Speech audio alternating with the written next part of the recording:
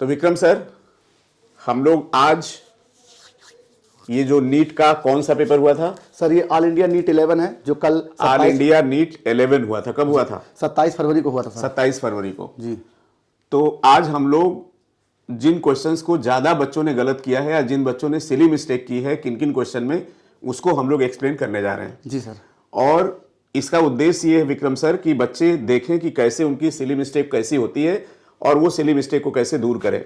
जी sir. प्यारे बच्चों, कई बार ऐसा होता है कि आपको चीजें आती हैं लेकिन आप क्वेश्चन करने में गलत कर देते हो। तो कहां कहां आपसे गलती हो रही है, टीम न्यूलाइट इसके ऊपर भी ध्यान दे रही है। जैसा कि आपको पता है कि टेस्ट के पहले हम लोग रिवीजन कराते हैं, टेस्ट होता है, इसके बाद पेपर डिस्कस होता है।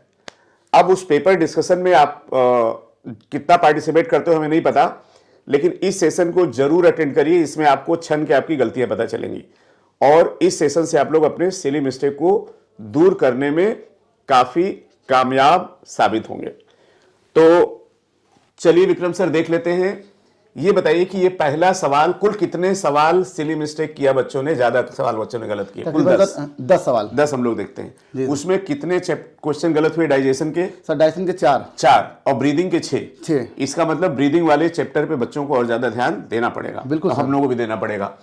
तो पहला सवाल तो बच्चों ने कर दिया गलत, 101। क्या सवाल था, पढ़िए जरा। How many matching are correct with reference to digestive gland. अच्छा, अब ऐसे सवाल में विद रेफरेंस टू इन्होंने क्या देखा? डाइजेस्टिव देखा, और हमें लगता है इन्होंने ग्लैंड नहीं देखा। जी सर। राइट, और इसलिए सवाल लगता है गड़बड़ हो गया बहुत सारे बच्चों का। जी सर। तो पहला था गाल ब्लैडर जी और सिस्टिक डक्ट। स्टेटमेंट तो सही है जी, लेकिन गाल ब्लैडर डाइजेस्टिव ग्लैंड नहीं है, सर। और बच्चों ने इसको सही मान लिया होगा जी। इसके बाद लीवर, हिपैटिक डक्ट क्या है? सही इसमें है। बिल्कुल सही हो गया जी। और सैल्यूलरी ग्लैंड 5 पेयर नहीं होती, 3 पेयर होती है। कितने पेयर होती है? 3 पेयर। जी सर। जरा नाम बता दीजिए तीनों पेयर का। सबलिंगुअल, सबमैंडिबुलर और सबपैरोटिड। Very good.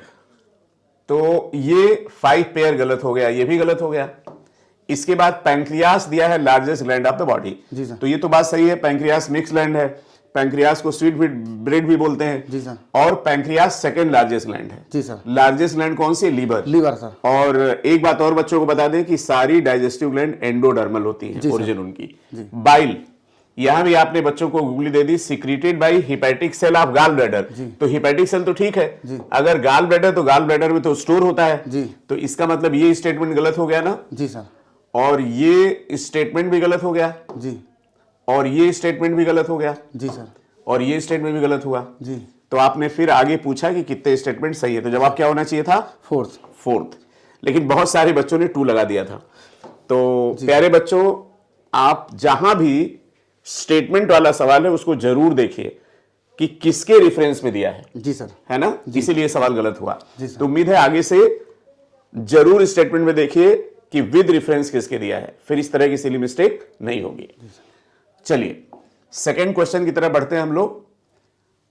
ये रेस्पिरेशन का क्वेश्चन है। कितने बच्चों ने गलत किया? 3160 बच्चों ने गलत किया। अरे बाप रे बाप। और आप जानते हैं बायोलॉजी सिलेक्शन का बैकबोन है, तो मिस्टेक नहीं होनी चाहिए।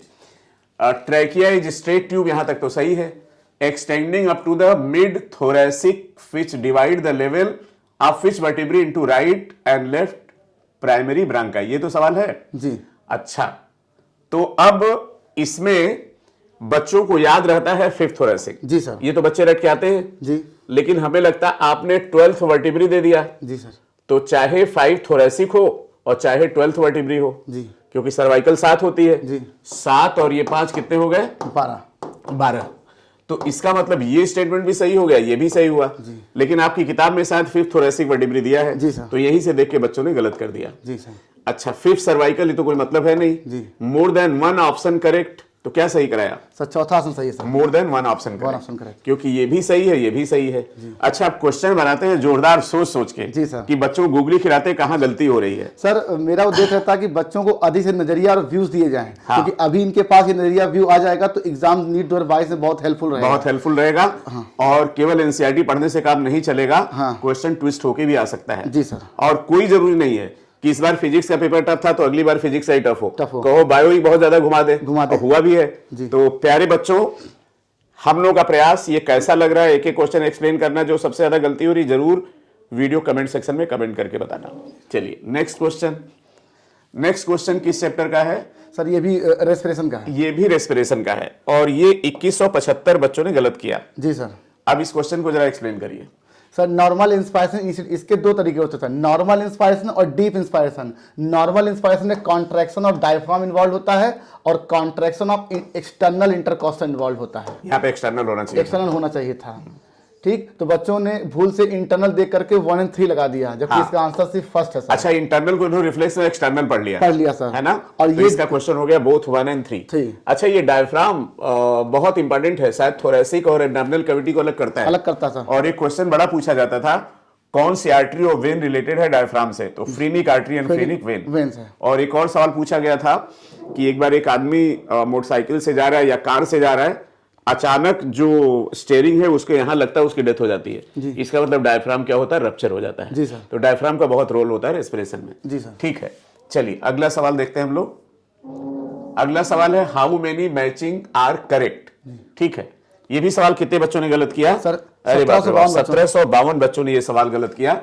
तो branchial respiration bye fish, pulmonary respiration bye snake, pulmonary respiration bye birds.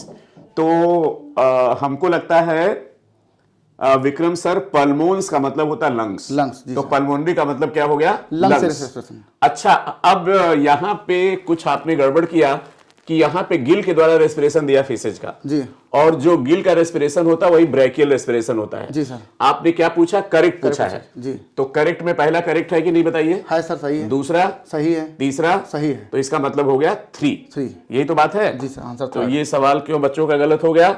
क्योंकि हमें लगता है उन्होंने ब्रैकियल को गिल्स नहीं याद होगा। तो बच्चा लोग याद कर लीजिए।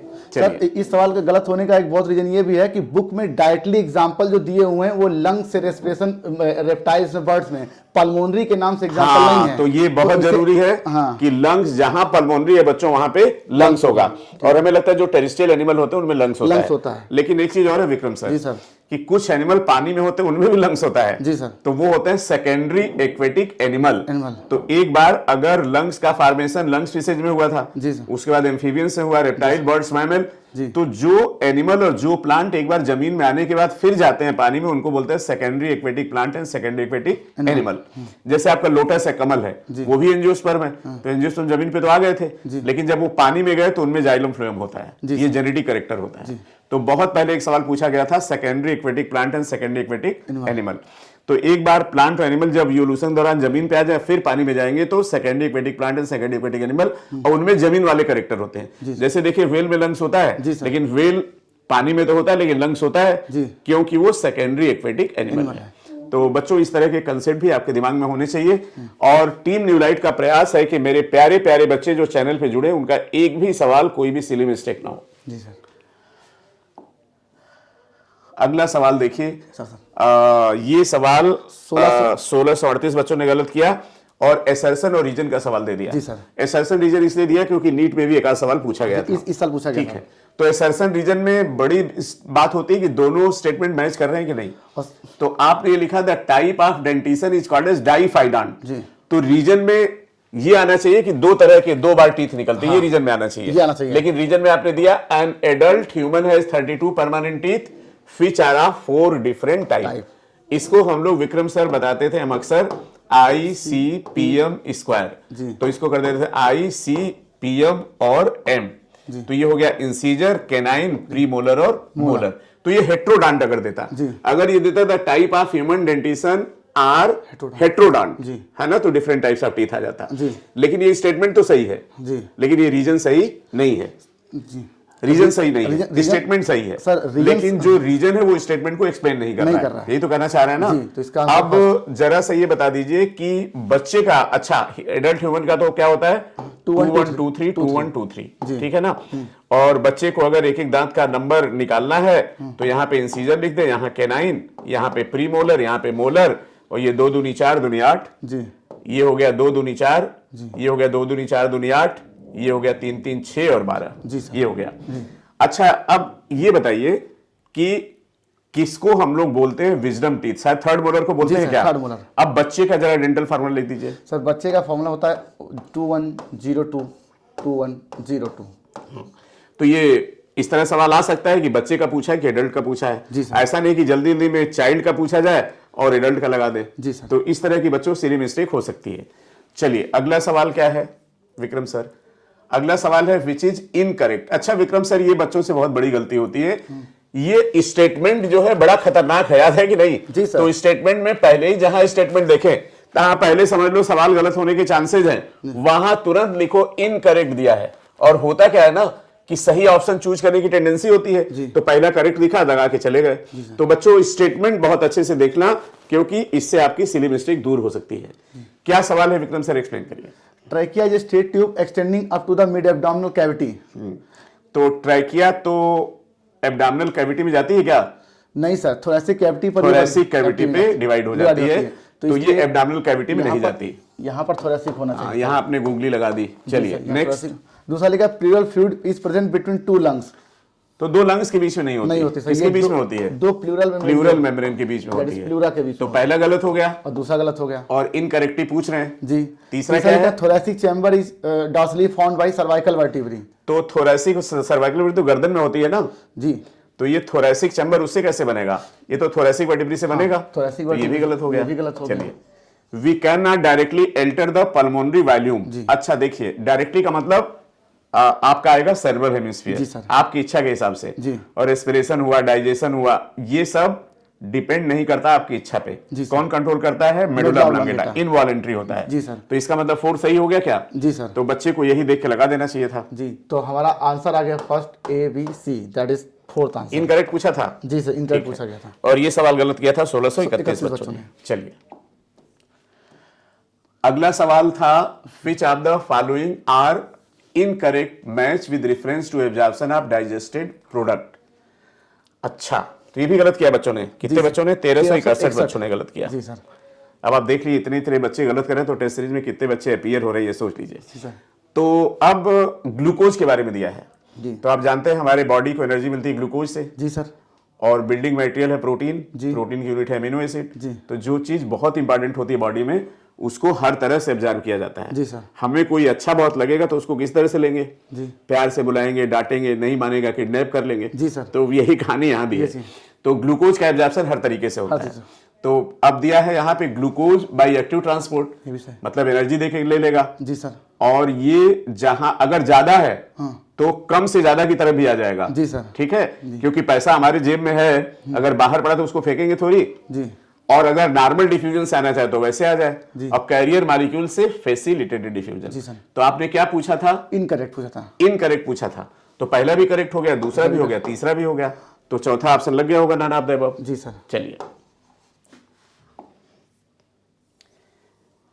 अगला सवाल था which one of the following are voluntary process. अच्छा, ये भी सवाल 1226 बच्चों ने गलत किया। जी सर। अच्छा, जहां भी वॉलेंट्री हो इसका मतलब आपकी इच्छा आ जाती है। जी सर। और जब इच्छा आ जाती तो सेरेब्रल हेमिस्फीयर आ जाएगा। जी सर। अच्छा, एक विक्रम सर और बच्चे सवाल गलत करते हैं। जी। पता है क्या? क्या? कि ब्रीदिंग। जी। ब्रीदिंग, तो ब्रीदिंग तो इनवॉलेंट्री है। जी। आपके ऊपर डिपेंड नहीं करता। अगर ब्रीदिंग हम लोगों की इच्छा के ऊपर डिपेंड तो कोई मरे ही नहीं। जी। तो मेडुला कंट्रोल करता है, पता ही आपको। जी। लेकिन एक बार सवाल पूछा गया वॉलेंट्री फोर्स ब्रीदिंग। जी। अब हम करें बहुत तेजी सांस लें। जी। तो बहुत तेजी से हम सांस ले रहे हैं तो हमारा सेरेब्रल हेमिस्फीयर कंट्रोल कर रहा है। जी सर। तो जहां भी वॉलेंट्री होगा वहां पे सेरेब्रल हेमिस्फीयर, जहां पे इनवॉलेंट्री होगा वहां पर क्या होगा? मेडुला। तो यहां पर क्या दिया है? Voluntary process. Voluntary process. Defecation दिया है। जी। दूसरा क्या दिया? डिग्रेडेशन। तीसरा क्या दिया? पेरिस्टाल्सिस। चौथा क्या दिया? Churning movement. अच्छा, तो अब डेफिकेशन तो वॉलेंट्री होना चाहिए। जी सर। डेगुलेशन भी वॉलेंट्री होना चाहिए। खाना अपनी इच्छा से खाते हैं। अपनी इच्छा से खा रहे हैं। जी। चाहे तो मुंह से हटा दें। जी। लेकिन पेरिस्टाल्सिस जो फूड गया एलिमेंट्री कैनाल में, हाँ। स्टमक में, जी। वो तो हमारे कहने से नहीं काम चलेगा कि स्टमक तेज चले कि धीमे चले। जी सर। तो ये हो गया इनवॉलेंट्री। और चर्निंग मूवमेंट भी हो गया यही। तो आपने पूछा क्या था? Voluntary process. वॉलेंट्री प्रोसेस, ए और बी। तो ऑप्शन सेकंड सही हो गया। ठीक है। अगला सवाल था आपका करेक्ट पूछा है। जी सर। तो स्टेटमेंट में जरूर ध्यान देना चाहिए कि करेक्ट है कि इनकरेक्ट है। जी सर। राइट। तो carbonic anhydrase is only present in RBC, ये गलत है। जी सर। क्योंकि प्लाज्मा में भी होता है। जी sir. O2 is respiratory controlling power, क्योंकि CO2 का ज्यादा इफेक्ट होता है, ये भी गलत हो गया। जी sir. Carbamino haemoglobin is combination of haemoglobin with carbon monoxide, ये भी गलत हो गया जी सर। क्योंकि बनता कार्बोक्सी हीमोग्लोबिन। जी सर। तो ये तीनों गलत हो गए ना। जी। तो पूछा आपसे इनकरेक्ट, चौथा देख लेते हैं। Carboxy haemoglobin is combination of haemoglobin with CO2। जी सर। ये सही हो गया। ये सही हो गया। तो इनकरेक्ट कितने हो गए? ABC, that is fourth answer. Fourth option हो गया। जी सर। ठीक है। अगला सवाल, value of functional residual capacity. तो बच्चों को याद कर लेना चाहिए बस था ये तो बच्चों को- ये सवाल। चलिए, कम बच्चों ने गलत किया, 1211। जी सर। बता दीजिए सही जवाब। जी, पहला इसका सही है। इसमें एक्सपायरेटरी रिजर्व वॉल्यूम और रेजिडुअल वॉल्यूम आते हैं फंक्शनल में। इसकी वैल्यू होती है 1000 से 1100 हाँ, और इसका होता है 1100 से 1200। इसको Very जोड़ेंगे, ये 2100 से 2300 आ जाएगा। ठीक है। और ये रेजिडुअल वॉल्यूम लिखा हुआ है। हाँ, ये कोई डेटा नहीं है बुक में। हाँ। तो कौन सा ऑप्शन सही हो गया? फर्स्ट, पहला आंसर। चलिए, तो बच्चों ये सवाल एक पूछ लिया जाता है, आप वॉल्यूम ऑफ एयर जरूर याद कर लीजिए। नेक्स्ट, तो ये टोटल थे क्वेश्चन, 10 क्वेश्चन थे ना। जी सर। प्यारे बच्चों, आप में से बहुत सारे बच्चों के फोन और मैसेज आ रहे हैं कि सर बहुत सिली मिस्टेक हो रही है।